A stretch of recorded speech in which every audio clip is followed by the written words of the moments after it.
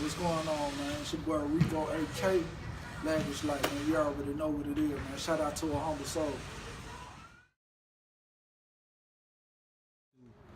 Alright, man, so we got Ricko, AK checking in, man. Appreciate you chopping it up with AHumbleSoul. Just to jump things off, man, for anybody tuning in who may not be familiar with you, just tell us a little bit about Ricko, AK, man, who you are as a person, what you represent, and that type of thing. I represent Anniston, Oxford, Alabama, better known as Calhoun County. I go by the name of Ricko, AK. AK standing for Alabama King. Grew up in a small city, man, small town setting, and worked my way up out of it. You feel me? I faced some challenges, but I faced those challenges head on, and through that time, I became a man through the music. You feel me? So, what was it like, man, coming up in Calhoun County, Anniston, Oxford, Alabama? How was that for you? I mean, it was dope. It was like no other place in the world because, being a Southern guy, Southern hospitality, all those good things. Big Mama right down the street. You grow up with a sense of pride. You grow up with a sense of confidence. My childhood was no different. I feel like I learned a lot early on. I learned how to respect myself as well as respect others, and I feel like that's why I've been able to get as far as I've gotten. So, coming up in Anniston and Oxford, during your early childhood, who were some of the people you would listen to as far as whether it be rap, jazz, soul, whatever it may be, gospel music? Who are you listening to? Some of the people in your headphones. 3 people stand out automatically. If you from Alabama, you know this group, Dirty.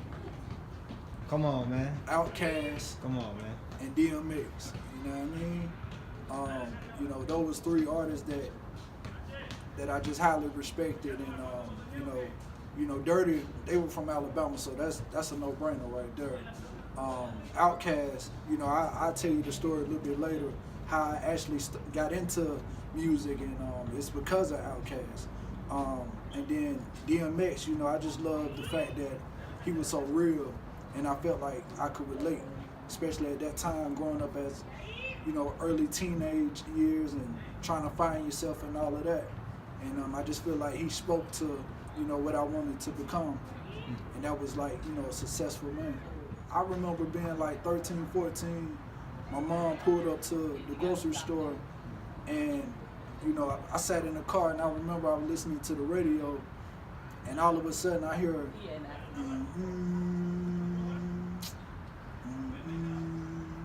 yeah, 1 for the money, yes sir, 2 for the show. I heard that, and it was a rap, you know what I'm saying? First time I heard AT-Aliens and Elevators and all of that, and that's what really got me, when I really started to take notice to, what music was, and I decided then and there that I wanted to, write my own music and just do my thing. And I went back to the catalog, and I instantly became an Outkast fan. I bought AT-Aliens. I used to bump that shit every day faithfully, and I still do, to be honest with you. But it was just something about Andre 3000 and Big Boy, man. They just spoke to me. I just felt like they were just out of this world when it came to creativity, and I came up in a creative background. I'm a designer as well, so that played a major part as far as that album artwork, how dope it was, and That's crazy you say that. AT-Aliens, that's actually my favorite Outkast album. For sure. It's so many classics on there, from top to bottom. And I got so many memories, man. Whenever I listen to that album, it just brings me back to a certain period. So you saying that's what's up. Right. So going from there, I mean, what was the next step? Obviously, that had an influence on you, but did you immediately start playing around with writing, or what was the next step from there? Yeah, when did you actually start playing music? So I remember going home. Maybe it might not have been that night, but definitely wasn't too much longer after that. Went home, got a notebook, just started jotting lyrics and trying to come up with a rap name and all of that. And before long, I remember being in school, and passing around my notebook. Let's say first period, I give it to such and such. By the time fourth period came around, it had passed a few hands, and people used to give me feedback on my music. They used to tell me what they liked about it.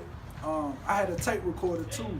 I used to record myself spitting freestyles and stuff to different beats that I like, and used to pass that around school. So, you know, that's how I kind of developed, you know, what an audience really wanted. That's how I developed, you know, vernacular as far as like being a lyricist, but also being able to put a vibe to the music. You know what I'm saying? I actually used to be in honors English, and I can remember my English teacher calling me up to the classroom like at least once a week to spit a freestyle for the class. So I was always surrounded by music, and they gave me that freedom just to, you know, just be me. We had a senior day, and it was the first time I had ever got on the mic. And how I set it up was during the senior day we had like a DJ, right? And he was playing the music, this, that, and the third. And I was already kind of prepared. I had been working on some stuff. And so I said, like, it's now or never. And I remember walking up to him, tapping him on the shoulder and saying, hey, man, I'm an artist, and I have a CD for you. And it wasn't my music, it was just a beat on there. So actually it was a dirty beat. You remember which track it was? We Be 6D Creepin'. Right, classic. That right up. And so I gave him the beat. He was like, all right, little man, give me 5 minutes. So 5 minutes, I'm going over my bars, and it's a fast rap too. So I'm like, man, I'm nervous, and I don't know how the people gonna take it, because this their first time even seeing me, and they don't even know what's going on. Like, they just see the DJ playing music, everybody out doing their thing, having a good time, and so he was like, all right, your turn. I hit a beat come on. All of a sudden, he handed me the mic. I'm like, man, it's now or never. I'm nervous, but I'm forcing myself too. So what I did was, when my part came up, I just started spitting. Like, do you remember the verse? Not at all, but I do have it recorded though. Like I had to go back in the stash and pull it out. Yeah. But I just remember that day, man. I was rapping. I did the bars, and by the time I got done, at the end of the videotape, you just see the whole senior class. It was bananas, bro. So ever since then, I was just hooked. I was like, I could do this. After I graduated, I remember my uncle, he helped me book a session at a studio, and I was like 19 at the time, and we went to the studio, and it was the first time I was in a recording studio, and I saw the process. I went in the booth. He was kind of telling me how to do it, because I already had my lyrics and all of that ready. But it was the first time I had an engineer telling me, you know, all right, now do your first verse, do your hook, do your ad lib, this, that, and the third. So that whole process, it was crazy. And actually, it was called Alabama, my home. And had a little hook to it, A-L, A-B, A-M, A, I call it home. And I can't remember the rest of the hook, but what I did was I went and pressed up a whole bunch of CDs. I worked at Wendy's at the time, so it was constant foot traffic in and out of Wendy's. And what I would do was I would give some people the CD, and I would sell it to like the people that I knew, like $5, $10. So what happened was, and of course I put the contact number on there. I always do that. People would take it home, put it in their cars, put it in their stereos, whatever, and I would start getting calls, and people would be like, hey man, I like your song. Do you have anything else? Do you have anything else? So of course, that made me get in the studio again, and just the rest is history, man. I ain't no telling how many songs I've recorded up until this point. You just recently released your project Borderline Legend, which you're saying is your final effort, man. You're putting out, but up until this point, you say you released how many projects? 12.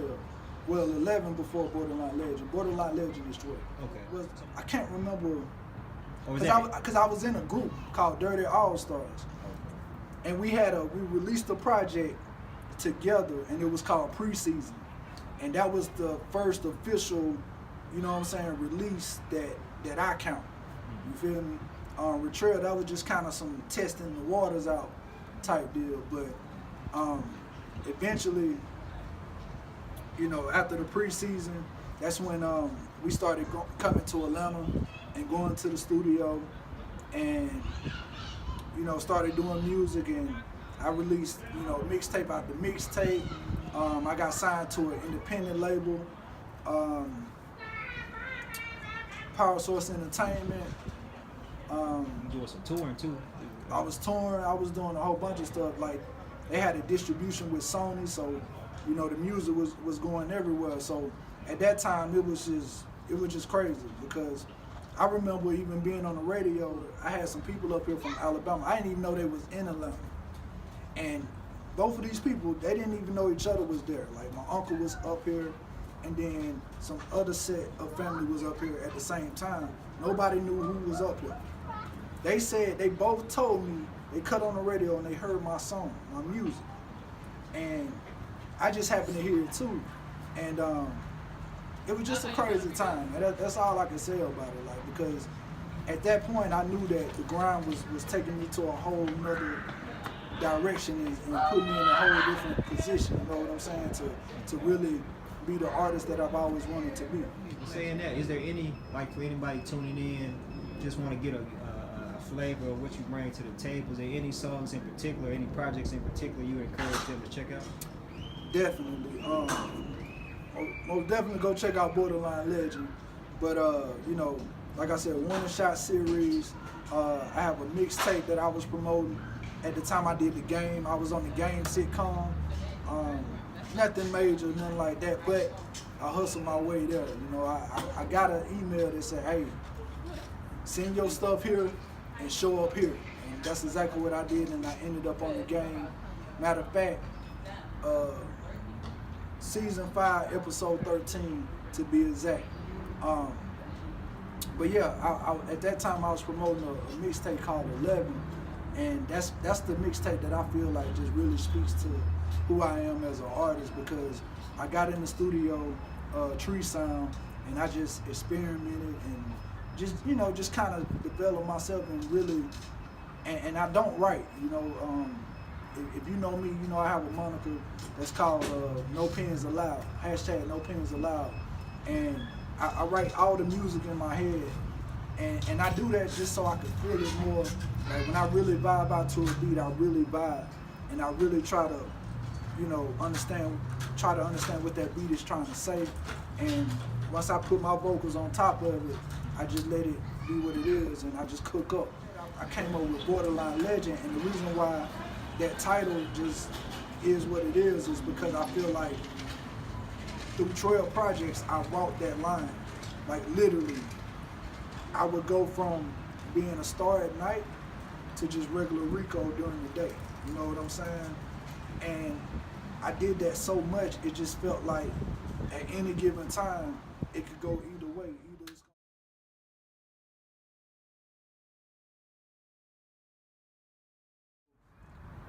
go ahead and get your phone out. Well, it's probably already out, but make sure to come follow me at King AK for all graphics, at LL Designs ATL, or at D Swink GFX, stands for graphics.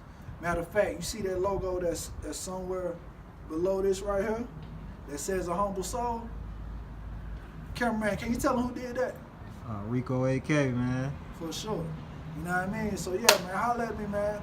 I do all type of graphics. I do digital art. I do vector logos. I do flyers. I do everything, man. Business card, whatever you need, I can take care of it for you, man, for sure, definitely.